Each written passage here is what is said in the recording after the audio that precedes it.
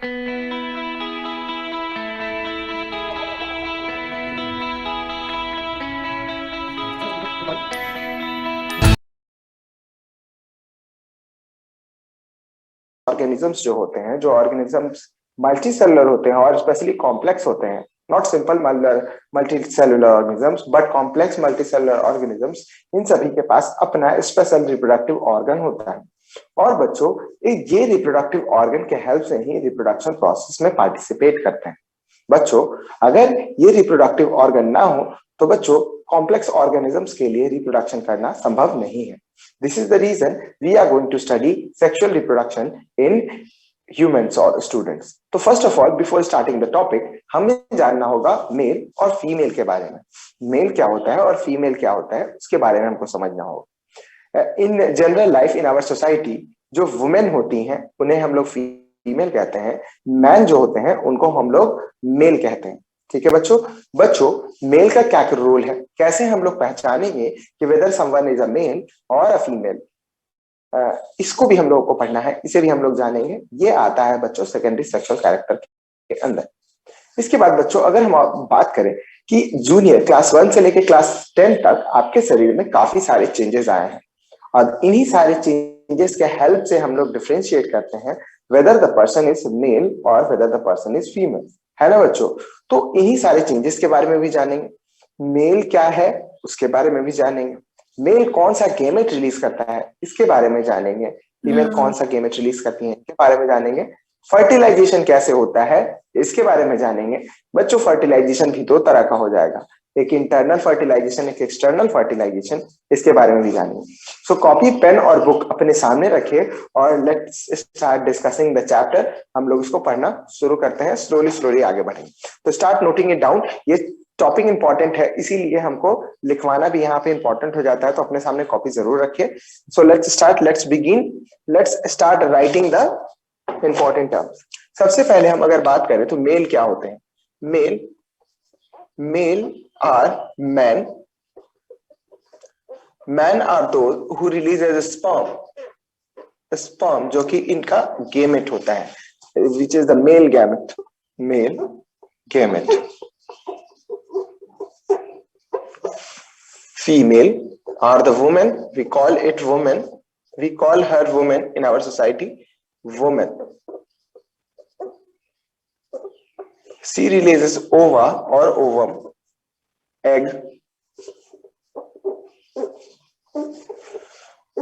Female gamete, female gamete. अब यहां पे सवाल उठता है, what are the things which decides whether someone is male और फीमेल। तो इसके लिए बच्चों हमें उसके बॉडी शेप को देखना होता है। बॉडी शेप के हेल्प से हम लोग आइडेंटिफाई कर सकते हैं कि whether someone is a male और अ फीमेल, है ना बच्चों। बच्चों, एक फीमेल के बॉडी का क्राइटेरिया दिखने में अलग होता है, जबकि मेल की बात करेंगे तो वो अलग होगा।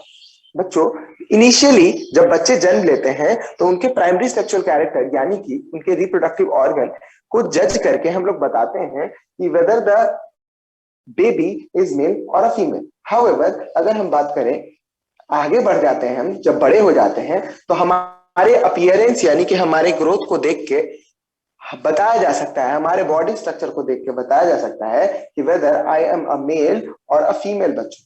ठीक है, तो ये क्राइटेरियाज हो जाते हैं। और जब हम लोग धीरे धीरे बड़े होने लगते हैं, जैसे कि अगर आप क्लास 1 से लेकर 10 तक की बात करो तो आपके शरीर में बहुत सारे चेंजेस आए हैं, है कि नहीं। बहुत सारे चेंजेस आए हैं, उन सारे चेंजेस के हेल्प से ही हम लोग अब डिफरेंशिएट कर पा रहे हैं कि तुम मेल हो कि तुम फीमेल हो, है ना बच्चों। बच्चों, अगर तुम मेरे को देखोगे तो मेरे पास बियर्ड है, मुस्टेज है, तो इजीली आप देख के बता सकते हो कि that I am a mail.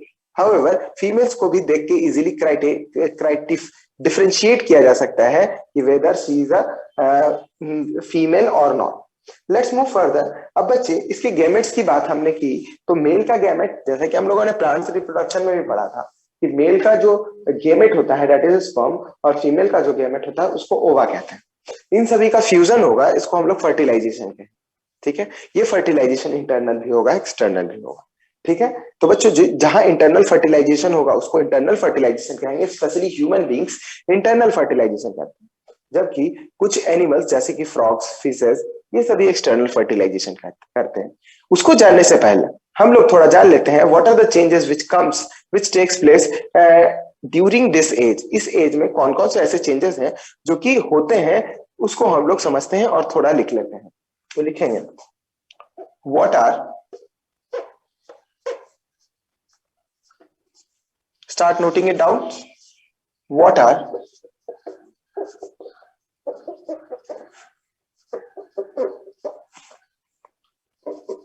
the characteristics, what are the characteristics which decides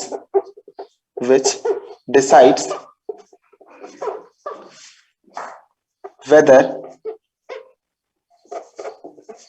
the person is male or female, whether the person is male और फीमेल। एक व्यक्ति मेल है या फीमेल है, इसके बारे में हम लोग कैसे पता लगाएंगे? It is the sexual character. तो इसका आंसर हम लोग लिख सकते हैं sexual characters decides whether a person is male or female, is male or female। ठीक है, रफ कॉपी में सभी लिखते चलिए, नोट्स करते जाइए आप सभी। सेक्सुअल कैरेक्टर्स डिसाइड करते हैं कि एक पर्सन मेल है कि फीमेल है। सवाल यह है कि सेक्सुअल कैरेक्टर्स क्या होते हैं? तो सेक्सुअल कैरेक्टर्स को हम लोग दो कैटेगरी में डिवाइड कर सकते हैं। वो कैरेक्टर्स जो कि डिसाइड करते हैं कि हमारा सेक्स क्या है, वो होते हैं सेक्सुअल कैरेक्टर्स। इसको हम लोग दो कैटेगरी में डिवाइड कर सकते हैं। First is primary sexual character,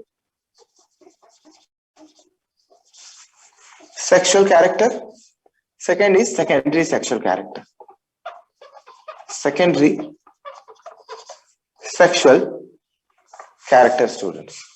If you want to take the screenshot you can take, otherwise you can write it down।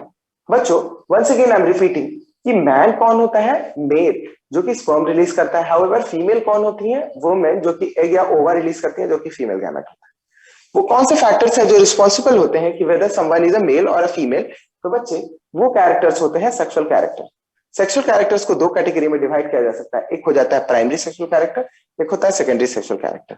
Primary sexual characteristics क्या होते हैं? प्राइमरी सेक्सुअल कैरेक्टरिस्टिक्स वो होते हैं जो डिसाइड करते हैं कि at the time of birth हमारा रिप्रोडक्टिव ऑर्गन डिसाइड करता है कि whether I am a male और अ फीमेल और अ ट्रांसजेंडर। ठीक है ना बच्चों? तो ये हमारा प्राइमरी सेक्सुअल कैरेक्टर डिफाइन करता है कि वेदर आई एम मेल और a female. Secondary sexual character क्या होता है? वो जब हम बड़े हो जाते हैं तो it is not possible for someone to just look into the organ.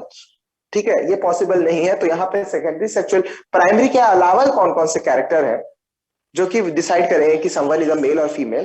तो प्राइमरी के अलावा जो कैरेक्टर्स होंगे उसको हम लोग सेकेंडरी कहेंगे। चलो जानते हैं वो कौन कौन से कैरेक्टर है। आई होप आपने स्क्रीनशॉट ले लिया होगा।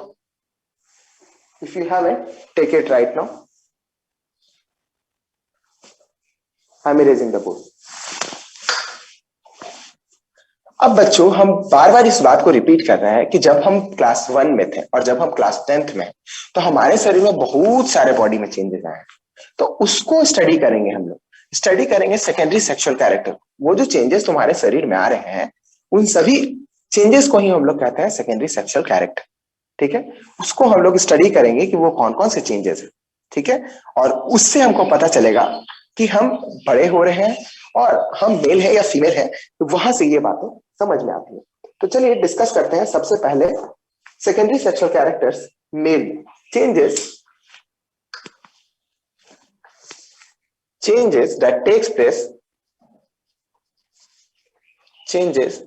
that takes place during puberty। अब यहाँ पे एक शब्द मैंने लिख दिया है प्यूबर्टी। इस प्यूबर्टी शब्द का मतलब क्या होता है चलिए समझते हैं। सबसे पहले इसको नोट करके लिख लेते हैं कि प्यूबर्टी शब्द का मतलब क्या होता है? तो बच्चों एक बहुत शॉर्ट डेफिनेशन मैं दूंगा कि the stage at which our reproductive organ becomes functional, puberty, बहुत शॉर्ट डेफिनेशन हो जाएगा इसका। द स्टेज और the period of time, the stage or the period of time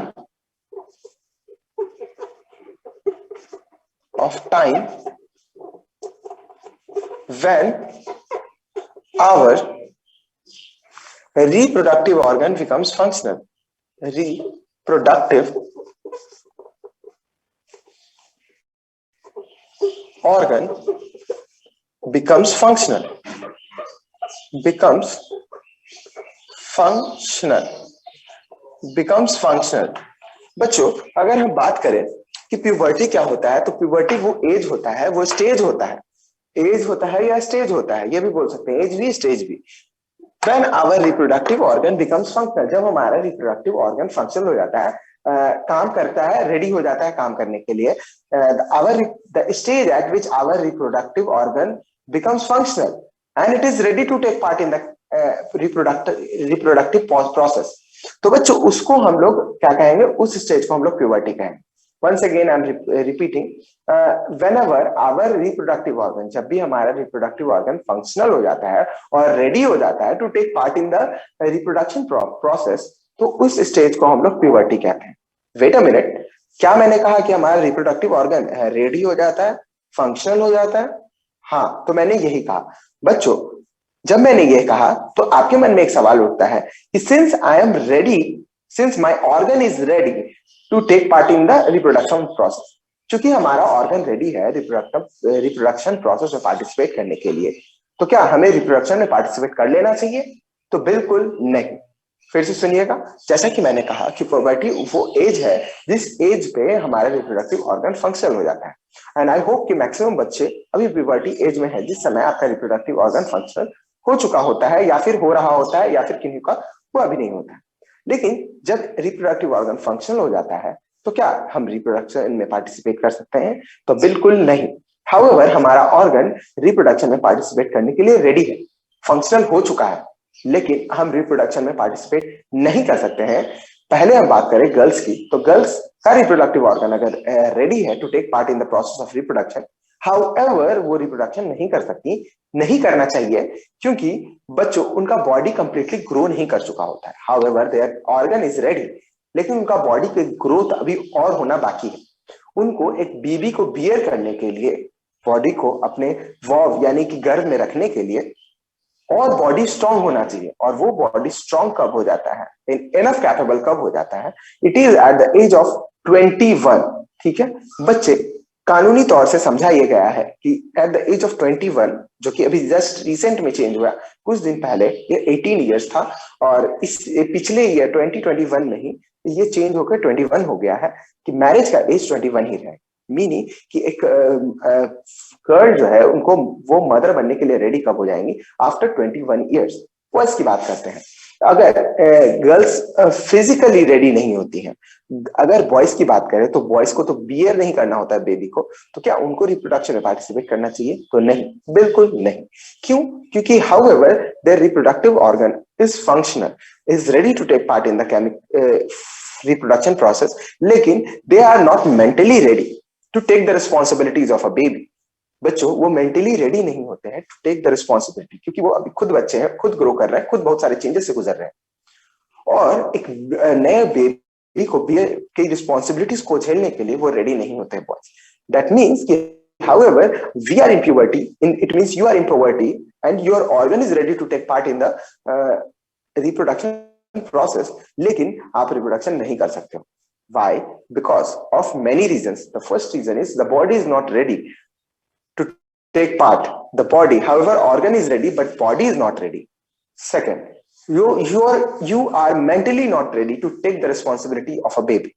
तो ये दो रीजंस हैं जो कि इंपॉर्टेंट रीजंस हैं, और ये क्वेश्चन भी आ सकता है कि however our reproductive organ is ready, but why we cannot take part in the why we should not take part in the, can तो नहीं बोल सकते, should बोल सकते हैं, why we should not take part in the process of reproduction. So it is because of two reasons. The first reason that we are not physically ready. हम लोग physically ready नहीं है, क्योंकि फिजिकल ग्रोथ तो अभी भी हो रहा है हमारा, हम लोग मेंटली रेडी नहीं है क्योंकि मेंटल ग्रोथ भी अभी हो रहा है और मेंटली हम लोग रिस्पॉन्सिबिलिटीज लेने के लिए तैयार नहीं है। लेट्स मूव प्यूबर्टी के बारे में और बातें करते हैं कि प्यूबर्टी के दौरान और क्या क्या होती है, क्या क्या बातें होती हैं। तो चेंजेस लिखेंगे, changes that take place, changes that take place during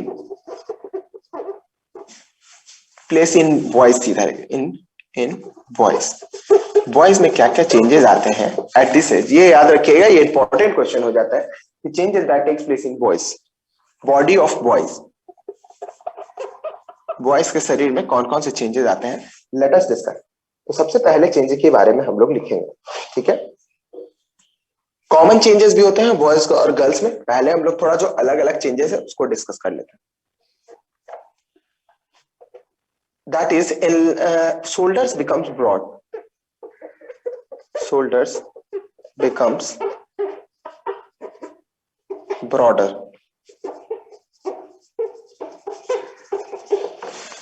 shoulders जो है हमारे चौड़े होने लगते हैं, कंधे।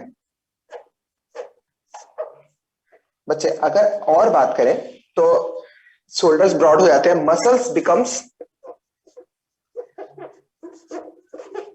मसल्स ग्रो प्रोमिनिएंटली,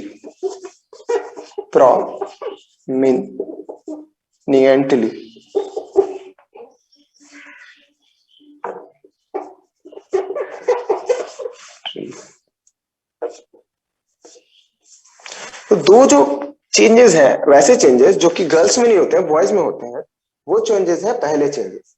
पहला चेंज क्या हो जाता है बच्चों कि बॉयज में शोल्डर्स ब्रॉड होने लगते हैं, चौड़े होने लगते हैं, जबकि मसल्स ग्रो प्रोमिनेंटली, मसल्स मतलब स्ट्रांग होते चले जाते हैं।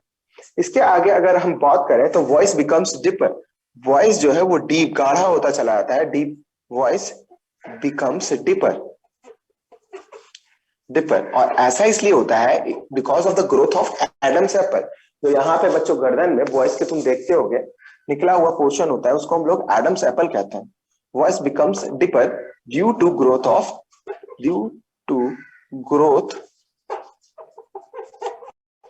ऑफ एडम्स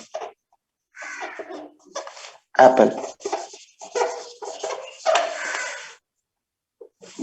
तो हम लोग देख रहे हैं बच्चों कि किसी भी ऑर्गेनिज्म में, स्पेशली बॉयज में, ह्यूमंस में, बॉयज में शोल्डर्स बिकम ब्रॉडर, हमारे शोल्डर्स जो होते हैं वो चौड़े होने लगते हैं, मतलब शोल्डर्स मतलब कंधा। ये धीरे धीरे जब बच्चा 10 साल के करीब होता है, 10 साल के आसपास होता है, और छोटा 6 साल के बच्चे की बात करो, बॉयज और गर्ल्स दोनों की बात करें हम, 6 साल लिखते चलिएगा, साथ में सुनते भी चलिएगा कि जब बच्चा छोटा होता है, that means at the age of 5, 6, 7, उस एज में बात करें तो बॉयज और गर्ल्स को डिफरेंशिएट करना मुश्किल होता है, ठीक है। बॉयज और गर्ल्स को डिफरेंशिएट करना मुश्किल होता है, that the baby is a boy और गर्ल। अगर लड़की को लड़का वाला कपड़ा पहना दिया जाए, छोटे छोटे बाल कटा दिया जाए, तो हम लोग समझते हैं that the baby is a boy, ठीक है। अब वही लड़के को अगर लड़की का कपड़ा पहना दिया जाए, लुक्स वगैरह कुछ तरीके से कर दिया जाए, तो it is difficult for us to identify whether the baby is a boy और गर्ल, और हम लोग गर्ल समझ लेते हैं बॉय को। तो ये डिफिकल्ट होता है एट इनिशियल स्टेज, लेकिन जैसे जैसे हम लोग बड़े होते हैं तो थोड़ा सा देखना आसान होता है हमारे लिए। जैसे कि बॉयज का जो शोल्डर्स वाला रीजन है, स्लोस, ये रीजन थोड़ा सा ब्रॉड होता है। जैसे तुम खुद भी ऑब्जर्व करते होगे, तो अपने फ्रेंड्स को देखोगे कि उस जो फ्रेंड लंबा हो रहा होता है, ग्रो कर रहा होता है, तो उसके शोल्डर्स थोड़े ब्रॉड हो जाते हैं, ठीक है ना। थोड़ा थोड़ा बाइसेप्स, यहाँ पे मसल्स थोड़ा सा ग्रो होते हैं। यही नहीं, ट्राइसेप्स, थाई मसल्स ग्रो करते हैं। बॉडी के हर रीजन में जो मसल्स हैं उनका ग्रोथ प्रोमिनिएंट होता है, मतलब मजबूत मसल्स का ग्रोथ होता है। ठीक इसका उल्टा हो जाता है, गर्ल्स में मसल्स का ग्रोथ उतना प्रोमिनेंट नहीं होता है जितना बॉयज में होता है। बॉयज मजबूत हो जाते हैं, जबकि गर्ल्स क्या होती है, नाजुक सॉफ्ट होती है, उनका मसल सॉफ्ट होता है। Let's move. Voice becomes deeper, voice जो है वो डीपर होता है due to the growth of Adam's apple. यहाँ पे जो एडम्स एप्पल डेवलप होता है वॉइस का, बच्चों, उसके कारण वॉइस डीप होता चला जाता है, डीपर होता चला जाता है। Let's move forward. इसके आगे हम लोग गर्ल्स की बात करेंगे और कुछ कॉमन चेंजेस की बात करेंगे। बॉयज और गर्ल्स डिस्कस करने के बाद दोनों के अंदर जो कॉमन चेंज है उसके बारे में डिस्कस करेंगे। So I hope you have written it. Take a screenshot, take a screenshot students, I am giving you a minute.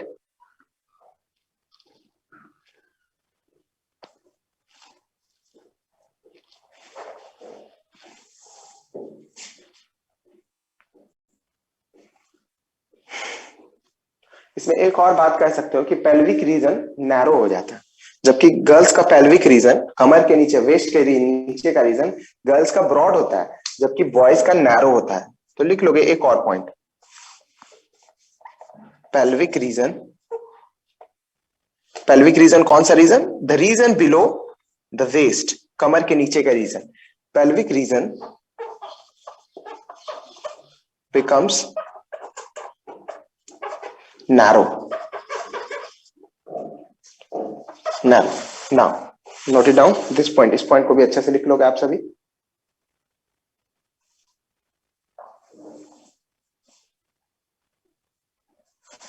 Now I'm erasing the board. ये वैसे चेंजेस, वैसे 4 चेंजेस मैंने लिखाए हैं जो कि गर्ल्स में नहीं देखे जाते हैं, सिर्फ और सिर्फ बॉयज में देखे जाते हैं। और दूसरी बात यह है कि सिर्फ यही चेंजेस नहीं होते हैं, और भी बहुत सारे चेंजेस होते हैं, लेकिन वो चेंज गर्ल्स में भी होता है। तो कॉमन चेंजेस को मैं यहाँ नहीं लिखा रहा हूँ, कॉमन चेंजेस को लास्ट में लिखाऊंगा। पहले बच्चों वैसा चेंजेस जो चेंज अलग अलग है, बॉयज में होगा तो गर्ल्स में नहीं होगा, गर्ल्स में होगा तो बॉयज में नहीं होगा। ठीक है, note it down. Changes that takes place in girls. I am erasing the board.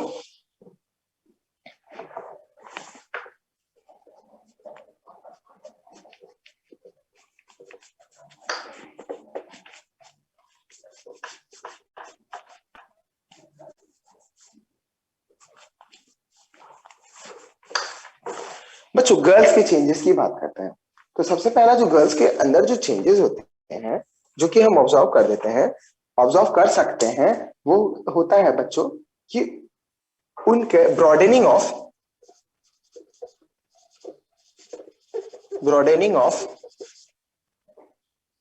हिप्स। Female का लिखवा रहे हैं। Yes, this is the females, ये फीमेल्स का हो जाएगा बच्चों। Female broadening of हिप्स and growth of breast.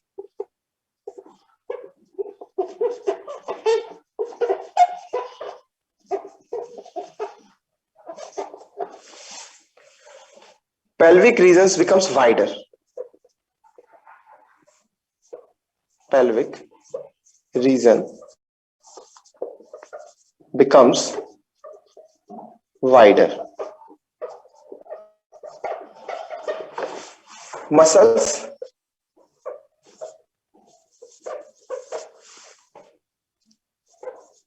do not grow as, ऐसा नहीं कि मसल्स का ग्रोथ होता ही नहीं है, होता है, लेकिन उतना प्रोमिनेंट नहीं होता जितना बॉयज का होता है। Does not grow as prominent as boys. हाँ, फोर्थ कर लेते हैं। Their voice becomes shrill. Their voice becomes shriller. इनका आवाज थोड़ा मधुर होता चला जाता है। Start of menstrual cycle.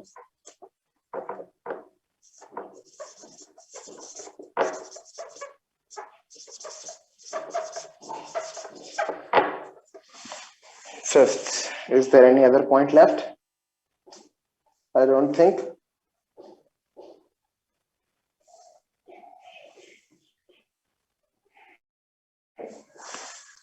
बच्चों और जो रीजंस और जो बातें हैं वो बातें कॉमन हो जाएंगे बॉयज और गर्ल्स दोनों में, तो उसको इसके बाद डिस्कस करेंगे। लेट अस डिस्कस ये कौन कौन से पॉइंट्स हैं जो कि हम लोगों को जानने हैं। बच्चों सबसे पहले changes that take place in the body of female, वो इस प्रकार है। सबसे पहले बच्चों सेकेंड रीजन हम डिस्कस करते हैं, सेकेंड पॉइंट डिस्कस करते हैं। It is pelvic region becomes wider. What is pelvic region? The region below the waist, कमर के नीचे का रीजन थोड़ा ब्रॉड होने लगता है। ये है एक कैरेक्टर ग्रोथ का फीमेल्स में, that she is becoming mature. Broadening of hips, कमर के नीचे का ही रीजन हिप्स भी है जो कि थोड़ा और ब्रॉड होने लगता है, जो भी, जबकि बॉयज का नैरो हुआ। बॉयज का जस्ट इसके पहले मैंने लिखा है कि वो नैरो हुआ, जबकि गर्ल्स का वाइड हो रहा है। ठीक है, growth of breast, what is breast? बच्चों स्तनपान कराया जाता है बच्चों को with the help of breast, milk feeding की जाती है। ये एक ऑर्गन है जो फीमेल में डेवलप होता है for milk feeding of a baby. एक बेबी को मिल्क फीड कराया जाता है with the help of this organ breast, ठीक है। इसका ग्रोथ होने लगता है, लेकिन बच्चों इसका ग्रोथ होने लगता है, साथ ही साथ इसके साथ एक ग्लैंड का भी ग्रोथ होता है, दैट इज मेमरी ग्लैंड, जो कि मिल्क बनाने में हेल्प करता है। बच्चों आपने सुना होगा मेल ब्रेस्ट और फीमेल ब्रेस्ट के बारे में। मेल ब्रेस्ट भी होता है, फीमेल ब्रेस्ट भी होता है, लेकिन चूंकि फीमेल्स में मिल्क का फॉर्मेशन होता है, फीमेल्स के पास मेमरी ग्लैंड होता है, तो बच्चों इसको हम लोग स्तनपान के लिए कंसीडर करते हैं क्योंकि इसमें मिल्क का फॉर्मेशन हो रहा है। हाउएवर मेल्स की बात करें तो मेल्स में ऐसा नहीं होता। वेट अ मिनट, क्या मैंने कहा मेल ब्रेस्ट? बिल्कुल मैंने मेल ब्रेस्ट भी कहा। मेल के पास भी ब्रेस्ट होते हैं, लेकिन चूंकि वहां पे मेमरी ग्लैंड एब्सेंट होता है जो कि मिल्क सिक्रीशन में हेल्प करता है, तो वहां पे मिल्क का फॉर्मेशन नहीं होता है। लेकिन वही फीमेल्स में मेमरी ग्लैंड प्रेजेंट होता है, तो वहां मिल्क का फॉर्मेशन होता है, ठीक है। तो ग्रोथ ऑफ ब्रेस्ट, इसका भी ग्रोथ होता है। इसका ग्रोथ होने से फायदा ये होगा कि बच्चे जब मदर बेबी को बियर करेंगे और जब जन्म देंगे तो with the help of breast milk feeding कराया जाए। आई होप यहां तक समझने में, दोनों पॉइंट समझने में आपको कोई दिक्कत नहीं होगा। मसल्स की बात करें, बॉयज का मसल्स तुम देखते होगे, अगर तुम रियलिटी शोज वगैरह देखते हो तो बहुत दिन पहले जब मैं थोड़ा वो टीवी देखा करता था, तो मैंने एक रियलिटी शो ऑब्जर्व किया, और उसमें क्या ऑब्जर्व किया कि जॉन अब्राहम के बाइसेप्स काफी बड़े हैं। या फिर आप लोग डब्ल्यू पहले चलता था, WWE देखते हो आप लोग, तो उसमें देखते हो कि जो भी रेसलर्स होते हैं उनका मसल्स काफी प्रोमिनेंट होता है, हैवी होते हैं वो सभी। जबकि गर्ल्स की बात करें तो उतना प्रोमिनेंट नहीं होता है जितना गर्ल्स का होता है मसल्स। सॉरी, गर्ल्स का उतना प्रोमिनेंट नहीं होता है जितना बॉयज का प्रोमिनेंट होता है। जितना स्ट्रॉन्ग बॉयज का होता है, जितना वाइड बॉयज का होता है मसल्स, चेस्ट शोल्डर जितना वाइडर होता है, तो girls in comparison to boys थोड़ा कम होता है। ऐसा इसका मतलब ये नहीं है कि बॉयज हमेशा ही गर्ल्स से ज्यादा स्ट्रॉन्ग रहे, ऐसा नहीं है। अब हम लोग अपनी बात करें, अगर हम खुद चले जाएंगे WWE में, कोई गर्ल्स है उसमें नो डाउट, नो डाउट, इसमें कोई संदेह नहीं है that they are strong, but mentally they are very much strong. I am talking physically अगर बात की जाए, अगर हम लड़ा दें दो बच्चों को, गर्ल्स और बॉयज को, this is not good. However I am taking an example. तो बच्चों ऑब्वियस सी बात है कि बॉयज का मसल थोड़ा ज्यादा प्रोमिनेंट मजबूत होगा, तो दोनों लड़ेंगे तो बॉयज थोड़ा लीड करेगा, लेकिन ऐसा ये नहीं है कि हमेशा ही ऐसा होगा। अगर बच्चों हम कोई स्ट्रॉन्ग गर्ल को खड़ा कर दें और एक हल्का फुल्का पतले बच्चे को खड़ा कर दें, तो दोनों लड़ेंगे तो गर्ल्स लीड कर देंगे। लेकिन ज्यादातर केसेस में देखा गया है कि boys are more stronger than girls, and the reason behind this is the muscles do not grow prominently as compare to boys, ठीक है ना बच्चों। ऐसा नहीं है कि हमेशा बॉयज स्ट्रॉन्ग रहा है, गर्ल्स भी बॉयज को पटक सकती हैं, लेकिन थोड़ा सा क्राइटेरिया वहां पे हो जाते हैं। जनरल केसेस की हम लोग डिस्कशन कर रहे हैं। सर क्या कारण है कि हमारा मसल्स उतना ग्रोथ स्ट्रॉन्ग ग्रो नहीं कर पाता, बॉयज का इतना स्ट्रॉन्ग ग्रो कर पाता है, क्या कारण है सर? तो ये इसके लिए रिस्पॉन्सिबल है बच्चों गर्ल्स का हार्मोन और बॉयज का हार्मोन। बॉयज के पास टेस्टोस्टेरोन हार्मोन है जो कि सेकेंडरी सेक्सुअल कैरेक्टर डेवलप करने में हेल्प कर रहा है। जो मैंने अभी लिखा है बॉयज में भी गर्ल्स में भी, इसके लिए रिस्पॉन्सिबल कौन होता है? इसके लिए रिस्पॉन्सिबल होता है उनके हार्मोन्स जो कि उनके रिप्रोडक्टिव ऑर्गन के द्वारा रिलीज किया जाता है, ठीक है। तो बॉयज में अगर टेस्टोस्टेरोन ठीक ठाक रिलीज हो रहा है, अच्छी क्वांटिटी में रिलीज हो रहा है, तो उसका ग्रोथ बहुत बढ़िया रहेगा। He will be a male, he will be attractive male. दूसरी बात करें फीमेल्स की बात करें, तो फीमेल्स में भी ये जो सेकेंडरी सेक्सुअल कैरेक्टर मैंने दिखाया, इसके लिए कौन रिस्पॉन्सिबल होता है? इसके लिए रिस्पॉन्सिबल होता है उनका hormone, sex hormone, specially oestrogen या फिर प्रेस्टोजन जिसको भी बोलते हो, एस्ट्रोजन बोलते हैं। एक और उसी का हार्मोन होता है प्रोस्ट्रोल, जिसको हम लोग बोलते हैं। बच्चों ये तुम देख रहे हो इतने सारे कैरेक्टर्स का डेवलपमेंट हुआ, it is due to those hormone, the sex hormone से रिस्पॉन्सिबल होते हैं सेकेंडरी सेक्सुअल कैरेक्टरिस्टिक्स डेवलप कराने, ठीक है।